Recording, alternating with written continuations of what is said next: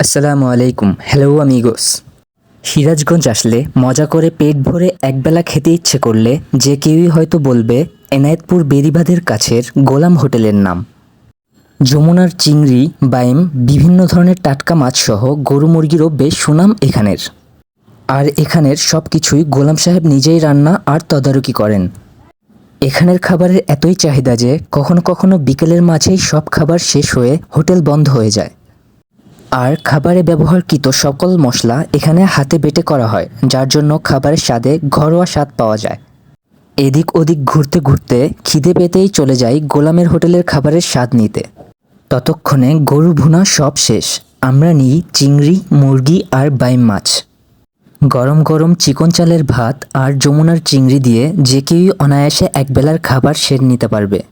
আর মুরগি খুব সাধারণ লাগলেও এতে ব্যবহারকৃত মশলা অন্যান্য হোটেলের মুরগির সাথে তফাৎ দেখিয়ে দিতে সক্ষম। আমি ওরকম ভোজন রসিক না হলেও এখানে এ দিয়ে 3বার আসা হলো।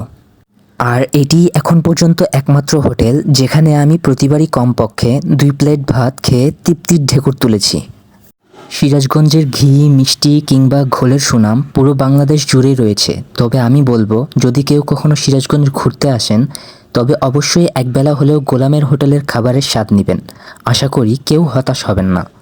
আর গোলাম সাহেবের আতিথেয়তা অবশ্যই আপনাকে মুগ্ধ করবে। আজ এতটুকুই, আবার অন্য কোনো ভিডিওতে দেখা হবে। See you later আমিগোস।